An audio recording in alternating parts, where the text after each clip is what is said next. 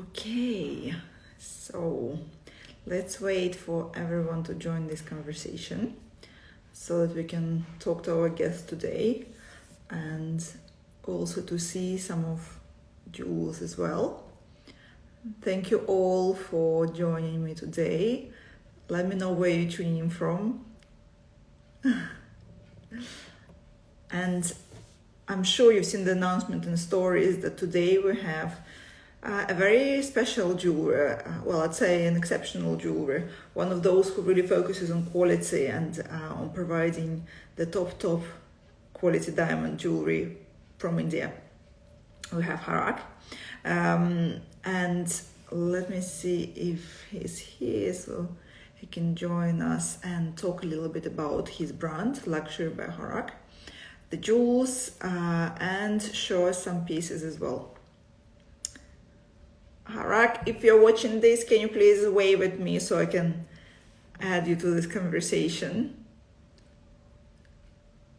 Now, guys, I am going to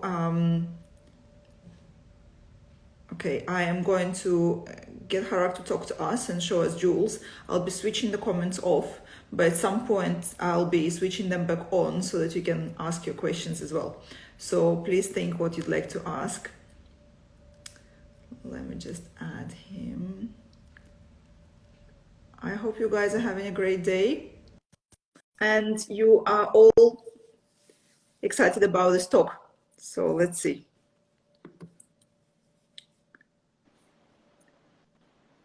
There we are. Hello. Hi, how are you doing? Can you hear me? Very well. Yourself? I'm good. How's it been? It's been ages. Yeah, tell me about it. You know, with the current situation, it is the new normal, as they call it. But anyway, today we're here to talk about you and to see some of Harakh jewelry. Thank you. It's a pleasure. It's an absolute privilege. Thank you. I just wonder, because I showed you jewelry on my Instagram quite a few times now. From you guys, whoever's watching this video, are you familiar with Harakh jewelry and the beautiful diamond pieces that Harakh Mehta creates? Or is it the first time that you're going to see some special pieces tonight? Let me know. While we're waiting for those comments, okay, maybe great things to start is to obviously say a few words about you. You've been in jewelry business for a while. Your family is diamond dealers as well, but you're the first one to create jewelry, right? Well, not quite. It all started with my great-grandfather. So we belong to this community called the Palanpuris. And we are known for being diamond merchants. In fact, in the late 1950s and 60s, a lot of people, like, my forefathers, my uncles, and, different people from my community actually went to Antwerp to set up the diamond business. And they actually got rough from Antwerp and South Africa, and at the time, like the DTC sites. And they brought it back with them to cut and polish in India. So that's how we really got into the whole diamond business. But I'm actually quite pleased to say that in terms of my own family, my great-grandfather, which is almost 100 years ago, was one of the first Indians to go to Antwerp and settle down there. And he brought diamonds back with him to sell to the local, the royal families and the noble families of the time. And then it was passed on from father to son till my own father came into the business. And it was really my mother who was very interested in designing jewelry. So I guess that's where the jewelry came into our family. So we've had like an ancestry of diamond cutting and polishing, but the jewelry was really, as they say, it's all mom's fault. So. Okay. And so mom was the first one to design, but were there some jewels produced as well, or she had the beautiful imagination but didn't really make any jewelry in the end? No. So she actually was very creative. She was a designer. She's actually studied designing formally. And she used to make designs from her own, for her own friends, for her own family. collector's items, etc., on bespoke pieces. And that's how we got into the whole jewelry business. And then one thing led to another, and her fledgling hobby is basically what ultimately resulted into a jewelry business and the birth of the high jewelry brand Harakh. You know, one thing which I feel really sets you apart, that in Harakh you only choose to use top quality diamonds, meaning DEF color and with high clarity. What prompted this decision? It's a very interesting question you ask. So years ago, when I was a student at the Gemological Institute of America in Carlsbad, it so happened that when we were learning about diamonds, I was learning about color. And I was always curious, like, why is it that there's color in diamonds? And, you know, diamonds are meant to be colorless, right? And I Yeah, found out exactly. that actually, and I found out that actually it's a trace element. So there's actually some trace element present, whether it's nitrogen or some other substance that actually affects the molecular structure of the diamonds and causing the light to disperse, giving it color. So actually, what blew my Right. mind was that pure carbon without any trace element are colorless diamonds. And ever since that day, it's been like, you know, ingrained in me that, you know, if something is pure diamond, if it's like, you know, it has to be colorless. So that, I guess that thought stayed with me. And yeah, that's really basically one of the key things of our brand. We strive to use only DEF color, which, as you said, is colorless diamonds. And to make sure that the jewelry is actually reflective of the quality of diamonds, we also invest in a very high level of craftsmanship. Right. Uh, Talented, trained artisans are recruited to look at every piece in detail, to look at the finishing, to look at the quality, the symmetry, and you know, there you have it, a high jewelry product. So really, you know, if I'm a client who wants to buy diamond jewelry, you know, there's a lot of things to consider and keep in mind, you know, when I choose that perfect piece, and just beyond the 4 C's, right? Oh yes, oh yes. The 4 C's is just something that's very basic. It's not even the tip of the iceberg. There's the material of the rough. There's the fire. There's the luster. There's the scintillation. There is the molecular structure. All these things which probably only experience can really tell you. It's not something that you know, like a laboratory or a certificate will you know, give the full information. You really need to, like, you know, look and feel at the diamond itself. In very, very early textbooks in GIA, they had something called luster or brilliance. But then over time, they found that it was difficult to actually measure brilliance because it was so subjective. So that's one of the things that, you know, still is something you're trained to do. You know, your eyes have to adjust to it. You have to see it in under different lenses and then take a judgment call. Right. Okay.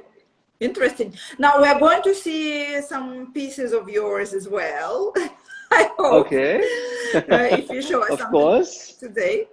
But also, I Hmm. think another thing that sets you apart, I guess, thanks also to your family of being diamond dealers, is that in Harakh jewelry, you can buy a rough and you can cut it to fit the design if it's needed, right? Absolutely, absolutely. So that's really part of our legacy. We started out as diamond cutters. We started out as diamond, you know, polishers.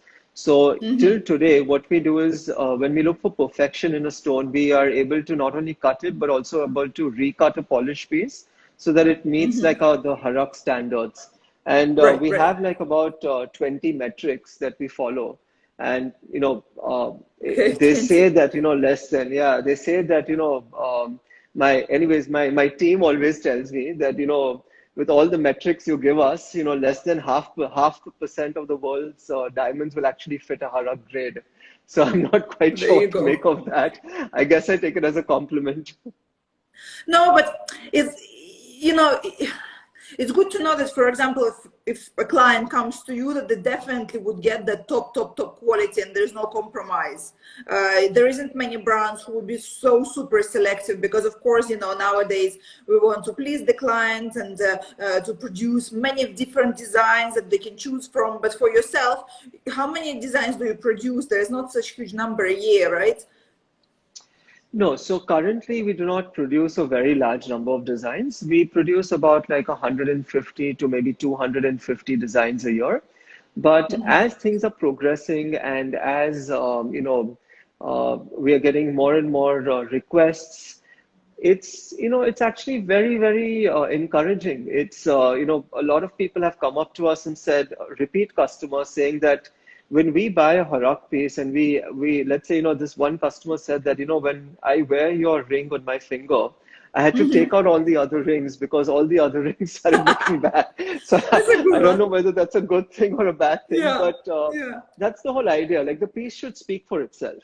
Mm-mm. The piece should really stand out. We don't want to do the selling. The piece should be the one that really, brings out the moment of joy. Because as you know, like the brand is all about moments of joy. Harak means joy. And, I mean, if you're celebrating something that's so cherished and so joyous, you obviously want something that befits that emotion. Yes, exactly. I think also in terms of actual designs, even though you're based in India, the aesthetics is very modern and more maybe European or let's call it timeless classics, right? I guess if you show us some pieces, we can judge by seeing what you have to show us, and then people can Sure. decide for themselves. But it's not traditional like polka diamond or traditional like wedding jewelry. It's more like very timeless and yeah, timeless design with the modern twist in a way. Sure. So let's start with one piece that's something very interesting. I'm going to try I'm and gonna hold it switch up here. off comments. I'm not very. You have to forgive me. It's not. Okay. So is that visible? Yeah, maybe Okay. if yeah. Yeah. Yeah. How about if you take them in So your hand and show like this, like they do with beauty products, but at okay. least you'll be able to move them around like that. Yeah. Let me just try because You're gonna turn into a that's. jewelry blogger right now. So basically, what we do is the reason I want to speak to you about this piece is because, okay, here we finally got it. There you go. So there, I There think you that's go. better. Yeah. Yeah. So I wanted to show you about this piece. I want to, can you make sure, is it visible? Is it clearly Yeah, yeah. visible? I mean, the interesting thing is how three-dimensional they are. Okay, okay, great. So what I wanted to speak about this piece is that this is something that's an ode to our Indian culture. Um, Traditionally, as you know, India is yellow gold, though of course the millennials are all white gold. And Yeah. this is something that we have recreated as a technique. So this Uh-huh. technique is called the Pota technique. It's done on Indian fabric, and Right. it's actually very traditional. But we wanted to give it a modern and an aesthetic look.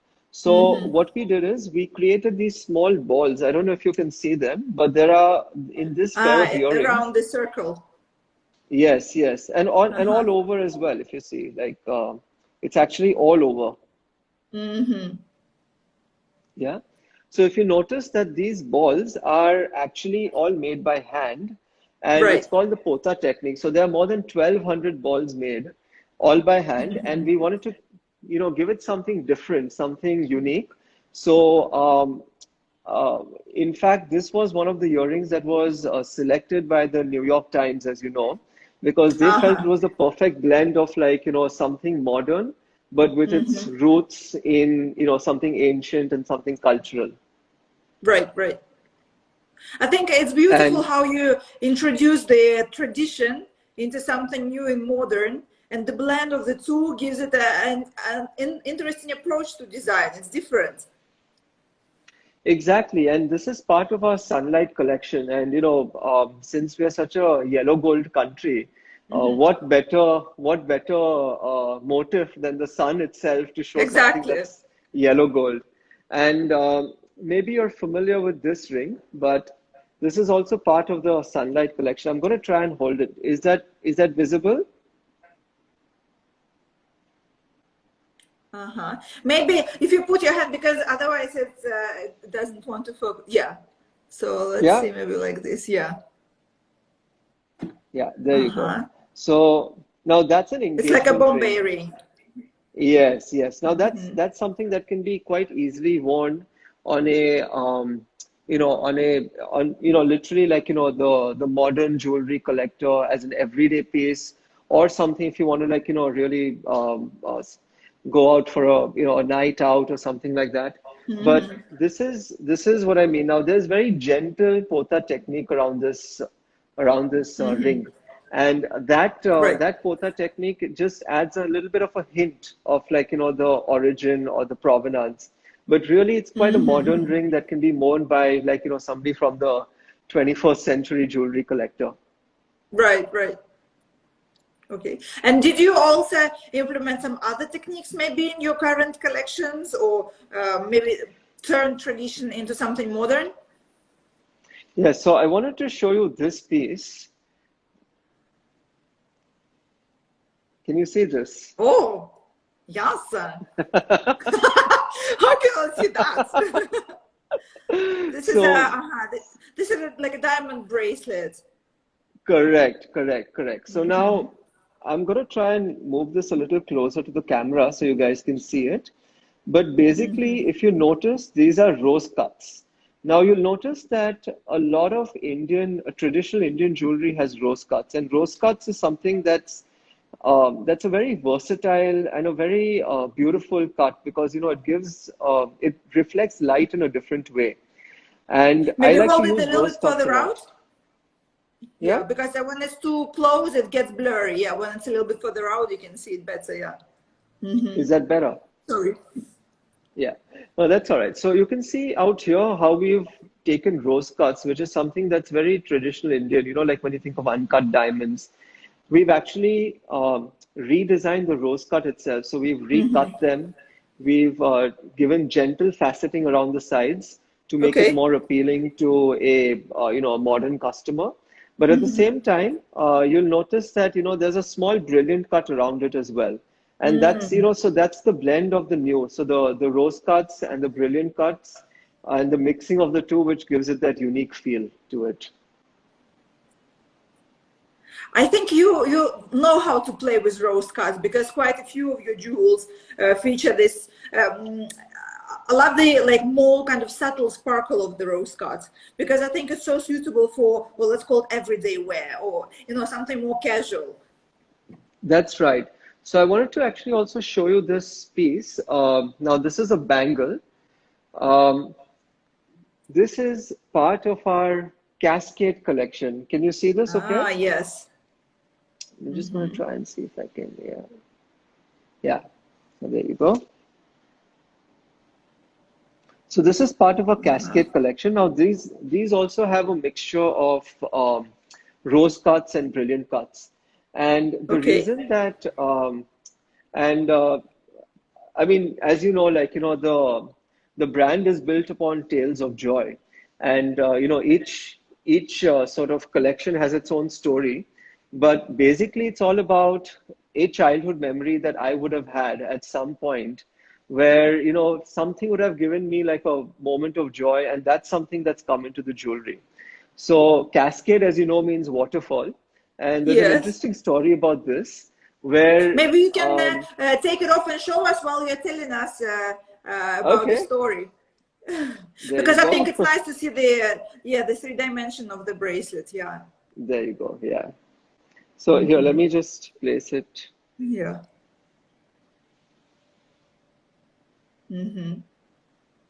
Yeah. It's a hinged bangle with a double hinge, just like that. Uh-huh. Okay, sorry. So, Now about your story. no, no. So basically, all I was saying is that when we were in when like back in my childhood, like when we were had these summer holidays, we used to go from our home in an urban city, to our to a small little retreat up in the hills. And during the monsoons, which Mumbai is very famous for, we used to cross these mountainous areas where you had these little waterfalls that kept coming down. And I still remember Right. like the sheer joy that because it was a hot journey, it was a long journey. Back then, there was no expressways or highways. So we used to take frequent breaks, come out of the car, and as little kids, we used to bathe in these waterfalls just on the Oh, hills. okay. And Didn't you I get still cold? remember the sheer. Well, I mean, it was quite hot, so it was actually quite a Yeah, relief okay. to be It's a nice bathing. contrast. And Yeah, exactly. and with the waterfalls, like as you know, like it's not like a it's not very it's semi-transparent, because obviously there's other stuff in it as well. So that's why I thought like rose cuts would suit it perfectly, and that's Right. where I got the whole idea from. And that's pretty much how I do a lot of my designing. I try to focus back on like the memory and then translate it into jewelry. Right. I'm going to switch the comments on just for a little bit so that Hmm. I can see if someone wants to ask something. Sure, sure. Let's see, because while you were showing the jewels, I just took the comments off. Hmm.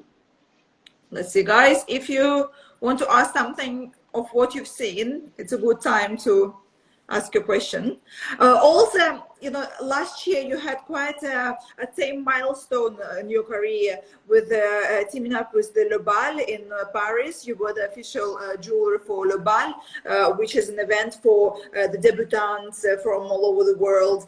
All these beautiful girls flew from, I don't know, Asia, America, Russia, even India, to participate in such an amazing event, and you adorned them in all your jewels. I don't know if you have any that you can show us today, because it was quite an impressive collection. You had to put together like about 100 pieces, right, within only a few months.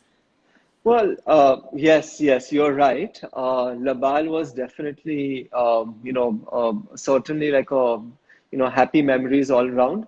But what really made it special were the debutants.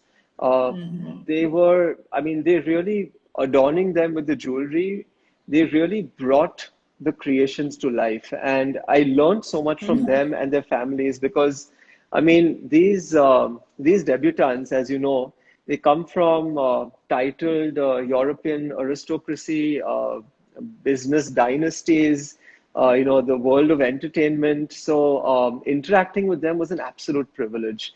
And it's funny you should say something, but I would like to show you something very specific that was made for a debutant. Now, Okay. this particular girl was or is, I should say, from a royal family. She's from an erstwhile royal family from the House of Orleans, and we wanted to create something really special for her. So we decided to create a tiara, and Ah, where she could sort of have a when princess she's moment. introduced to exactly have her princess moment for a true princess. At the same time, we were very excited because to create a tiara is not something that many brands can lay claim to. So we were very excited. So would you like to see the tiara? Yes, guys, would you like to see the tiara? Of course. All right, here we go. Every girl is going to imagine now, how she would look as a princess. Oh, lovely. There you go. I'm not going to put it on top of my head, but there you go. Okay, so here we have eyes, fleur de lis motif in the center, right? Made in gold. Fleur de Yes, lis in the yes, center, and exactly. then are those, it's called blade setting, no? When there's a very fine metal strip with the diamonds on it, so you can't really see the gold so much.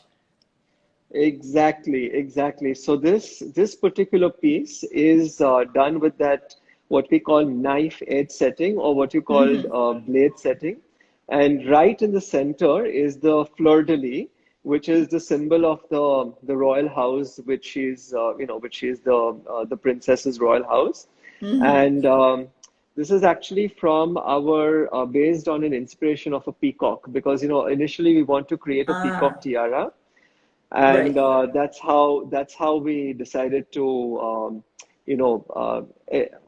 encapsulate the fleur de lis and the peacock style of workmanship, which is where you see like all those diamonds coming out like a peacock fanning out. So yeah, she was very pleased, and but more than anything, we were thrilled to see it when she wore it and had her princess moment. I can imagine. Now, this is an interesting piece because there you can also blend the different cultures, right? You subtly introduce, because in India, peacock is it's a very important symbol, right? It's like a sacred bird. Yes, yes. Peacock, as you know, is the national bird of India, and it's highly revered. People even use peacock feathers as marks of good luck, to clean up sacred places. So Right. that's exactly it. It's all about taking like something from your past, from your heritage, and creating it to suit the modern times. So, for example, like a modern day princess can wear a tiara that's made from something that's inspired from ancient India and still look like a princess and relevant today. But then that's what the whole brand's premise is about. Talking about peacocks, I think you have a collection called Peacock, right? With the beautiful chandelier earrings and the necklace. That's right. That's right. And but one thing I'd like to show you before we go to the Peacock collection is something we did for another debutante.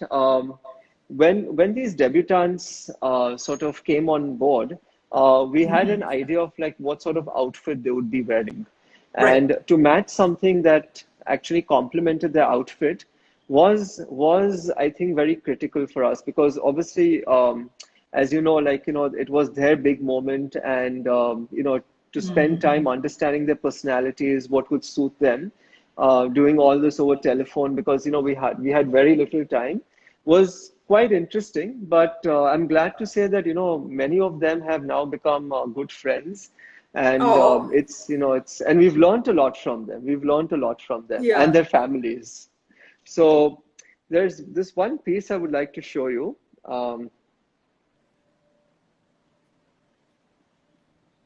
Oh, that's gorgeous. So this is a little bit of a uh, not departure, but this is something that I would say is an addition to our collection because normally we are known for diamonds, but we've also started introducing colored stones. Maybe we take it much And back as because you can see, yeah, maybe like this. do you want me It's to take it out of the? yeah, yeah. Yeah. Do the blogger thing, you know. Is that better? You can bring it just a little bit closer as well to the camera. Yeah, so we can see the ruby is There you go. beautiful. Even though it's a little bit dark where you are, but we can really see that it is nice red color. So that's the thing about the ruby. So when you have diamonds of such high quality, you want to make sure that the color stone also matches. So all these rubies are pigeon blood red. They are all certified. They are completely untreated. And as you know, that makes it very, very rare. So this was one piece, but I want to show you something else, Yeah. which was its matching earring. Ah. Ah, I think I remember who wore them. No, actually, no, I Yes, don't remember. Okay, I think for debutants you had one more ruby piece.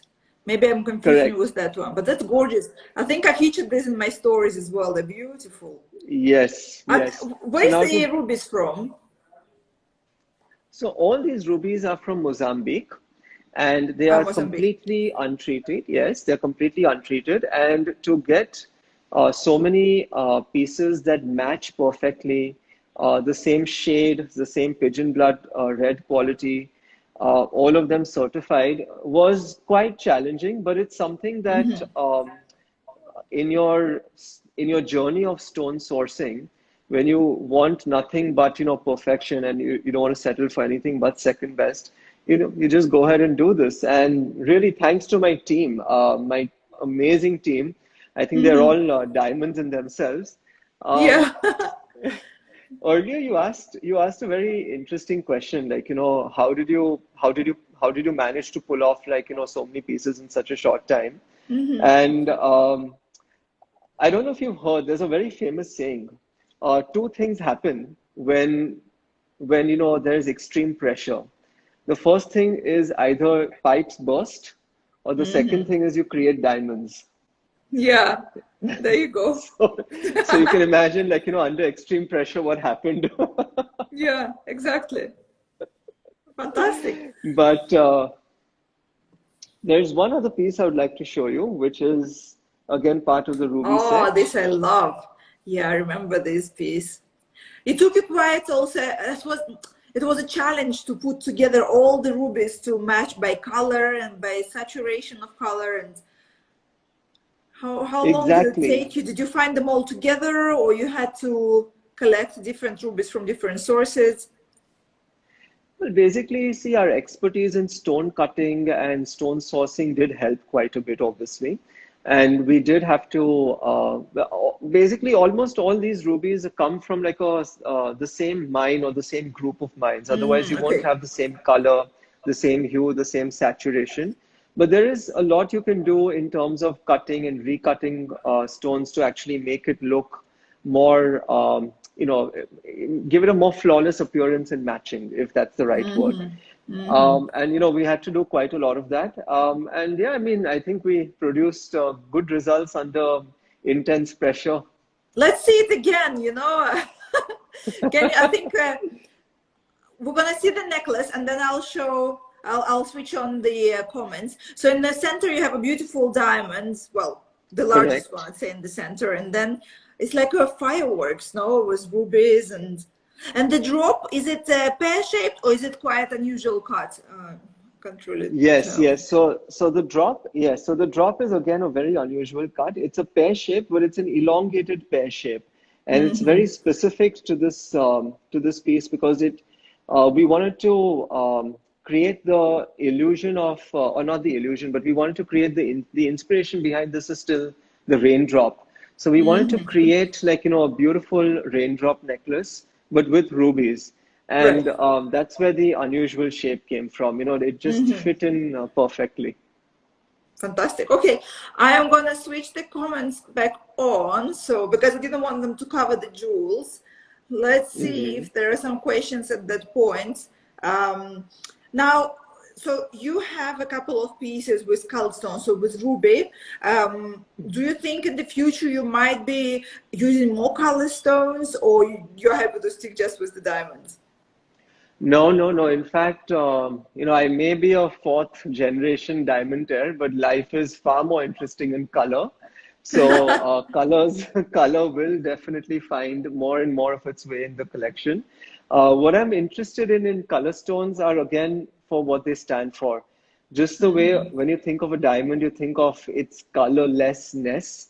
You would want to get, the best colors in gemstones. So you want to get, like deep and vivid blue sapphires. You want to get like, beautifully, beautifully luscious greens and emeralds. And accordingly, if the Harakh brand is all about celebrating the best there is in life. So it's really taking it like, that level up one or the other. Because, in our diamonds, I keep telling my team that, if there's a diamond that could be graded better than a D color, then that's the diamond we want. So we'd Right. apply the same sort of principles across the board.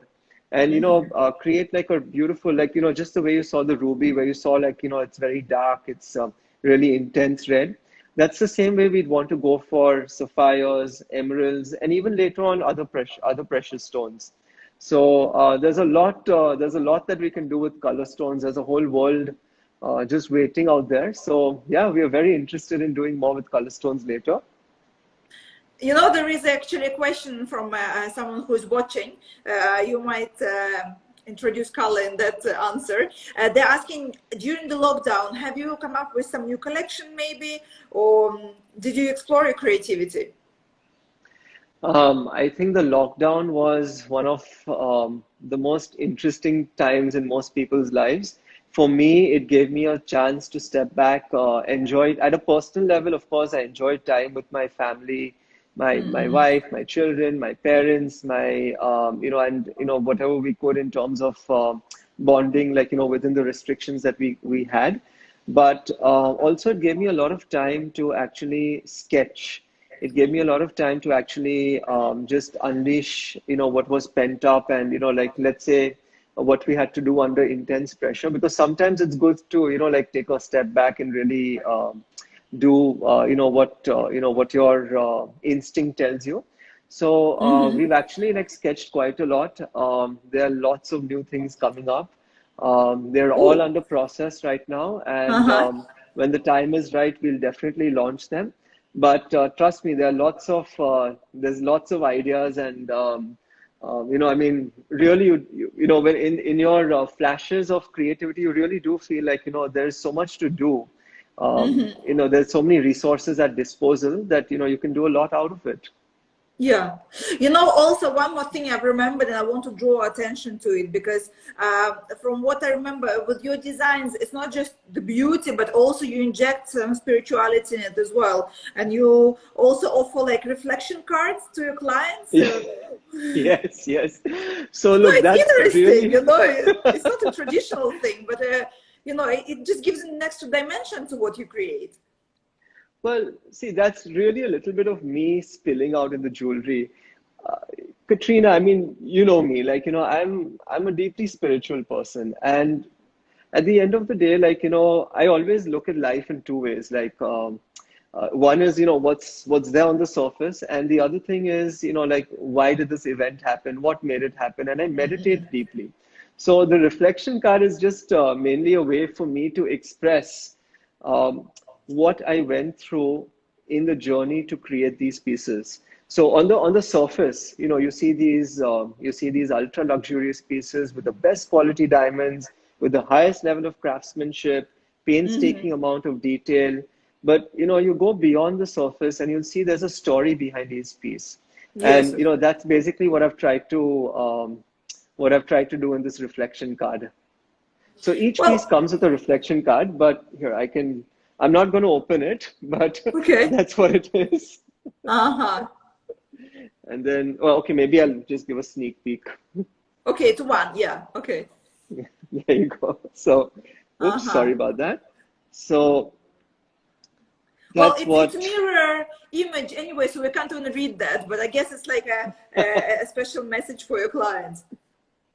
yes, it's something for the collectors. And look, it's just something that is just the way I live my life, as in, as I told you, like I meditate, I try to like, engage with my soul.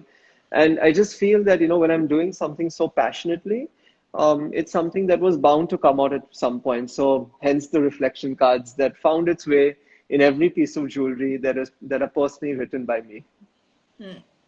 Well, actually, now I listen to you and I follow the comments as well. We have some good mornings from Brooklyn, so America is waking up. You did Okay. a nice entry into the American market during the Couture show, and then you also won an award recently, right? Tell us about the award, Yes, please, as yes, well. yes, that's right. So it was a very, very proud moment, not just for me, but for my entire team. The award was organized by the Fashion Group International, based out of New York, and to be recognized by not just the jewelry industry, but also the wider fashion community. And with the whole process of online voting, etc., it was it was just an honor. But really, I think the award stands for the artisans. They are the ones who actually bring these creative visions to life. They are the ones who've learned the craft from their fathers or their forefathers. And I said so in my acceptance speech that I really dedicated this award to them, because we do want these traditional crafts to grow, to preserve, to flourish, as we move towards the 21st century, because there is an audience for them. There are global jewelry collectors who really admire this something unique, something very distinctive that very few people in the world can really create. And these artisans, I mean, they've got magic in their fingers. They can pretty much bring about just, I don't want to say do just about anything, but very close to that. Of course, you have amazing creativity and you have your vision in your designs, but of course, without a craftsman, those who, you know, spend their hours and days, you know, creating those pieces, it won't be complete. So I think I completely agree with you that there should be more recognition, and I'm glad that you talk about it to the craftsmen who stay behind the scenes, you know. So, Absolutely, but absolutely. look, it was an amazing chat. I think I'm gonna see if anyone else has more questions. Do you use emeralds in some of your pieces? One of the questions. I don't Yes, think. yes, Uh-huh. it's a very interesting question. But stay tuned to the Instagram feed, stay tuned to the social media channels. You will very soon see some beautiful emeralds making their way into the Harakh collections. Um, the emeralds we use, just because you know the person asked the question, I will answer. The emeralds we use are all untreated. They're all from specific mines, you know, Colombian, Brazilian mines. So very rare and precious, beautiful emeralds. You know, there was one question which I didn't completely understand. Maybe it's more like a, well, maybe like a cultural thing about rubies. Someone asked about best rubies, where they're from, and how to distinguish them from glass. Maybe is it something that in India sometimes they put glass in jewelry to create kind of a different. Yes. Uh-huh. It's true. So basically, I think what the viewer was probably trying to ask is there's something called glass filling, and what happens is that they actually inject resin inside the ruby to give it more transparency, to give it more of a I guess enhance its appearance. So that is something that's done. You know, I mean, obviously it's done at different levels in the trade. There's also heat treatment, but all the rubies that we use, all the precious stones that we'll ever use in the Harakh brand, will have no treatments, no glass, no resin, no heat. It's literally just the way it was found in, in the mines in Mother Nature. And all we do is really polish, cut it, polish, facet it. We don't do anything to enhance it because, now this is going like, metaphysical thing, but in India, there is a lot of how should I say a belief, if I can use the right word, Right. about the power of gemstones and diamonds. So people say that gemstones have their own powers, they have their own magical attributes to it. If you wear it, you will be imbibed with certain qualities. But the thing is, all these enhancements, so the glass fillings, the heat treatments, anything that you do to alter it from its natural origin state will obviously diminish its powers, if I can use Right, those right. terms. So to each their own. I mean, I have clients who swear by stories that sound incredible in the 21st century, but they do happen. That somebody started wearing a gemstone and their life completely changed, and Right. like they were they sent like very emotional letters. So I mean, those are the things that are very gratifying. And gives you real joy, which is the whole reason why we started this brand. I like it how there is a conversation going on in comments. You know, someone's asking where the name comes from. Someone else who listened from the beginning, they reply, yes, Harakh means joy. I love it when people listen to what we talk about. So now Well, let me thank you, see. viewers. Let me just check if there is.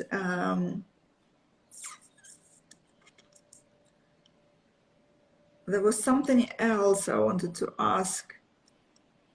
No, no. Well, I don't think it's here, but I saw it before, the question about your inspirations for the collections.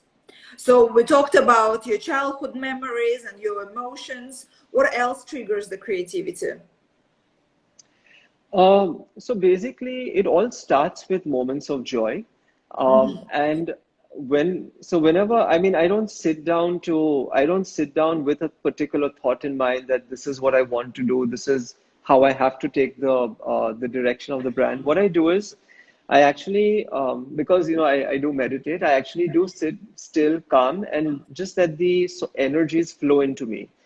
And generally I I hope I'm a happy person. So I think of, like the memories that bring me positive energy and that would, bring about like positive changes in people's lives. And that's how I start thinking about something. And then, because my whole DNA is of a diamantaire and a jeweler, it's very easy for me to then translate that emotion into jewelry. So, for example, I'll tell you this one story, and this was again like right around sometime, I think like almost a year ago. I wanted something. I wanted something really, like spectacular, because there was an event that was happening, and Right. it was a celebration of somebody's milestone events, and I started to do something. I wanted to design something, so the entire day I was thinking like maybe I should do this, maybe I should do this. I was really going against my instinct because there was so much kind of pressure. Finally, like, I couldn't come up with anything that I liked. When I went home and I was about to go to bed, I literally took a piece of paper, just a pencil, and I started sketching something. And Katrina, within 5 minutes, the design was ready. Within 5 minutes. Yeah. And that's exactly how it happens. Like, I need to relax. I need to, let my subconscious do, what it does so well. And then, just focus and concentrate. And I guess like, that's something I've inherited from my mother, because she's the real design genius of the family. And, hopefully if I've got a little bit of her, genes passed on to me, it should serve me For quite sure, well. as we see from your collections. Beautiful. No, but I think it's a beautiful blend. Top quality stones, timeless designs, spirituality. I think this is what all appeals as a combination to your clients. It's not just one aspect, it's three entwined together, and it's much more powerful than just a pretty piece of jewelry. So that's just my observation of your designs. Well, thank you so much. But Katrina, as you know, that coming from a high jewelry princess like yourself, it really is a compliment, because Oh, you thank you. you see you I mean you see like the best the world has to offer, and to hear this from yourself is really quite a compliment. So thank you very much for that. No, thank you. Like, I'd like to believe that I have the eye after so many years admiring jewelry worldwide. So, but yeah, just my honest observation. But look, I'm very happy you were with us today and shared a little bit of glimpse in your collections and your creativity. Guys, whoever's watching, I will upload this video later on IGTV, so you can watch it from the beginning if you missed some of it. Please also follow Harakh on his Instagram to see more designs, and especially the new ones which are coming. So, and I want to thank everyone who was watching this video today. And Harakh, thank you for being with us. Thank you so much, Katrina, and thank you to all our viewers. Thank you for taking the time to come out and hear a little bit about me and understand how the people. I hope that we've educated and entertained you. And yes, as Katrina said, please do follow on Instagram. And it is thanks to patrons like yourself that we creative artists get a chance to express ourselves. So thank you. Namaste. Thank you. And everyone who didn't have time to ask questions or didn't have their question answered, please send direct message to Harakh. So I'm sure they'll reply directly. So at this beautiful note, thank you so much. Take care and have a good rest of the day. Bye. Bye. See you. Bye.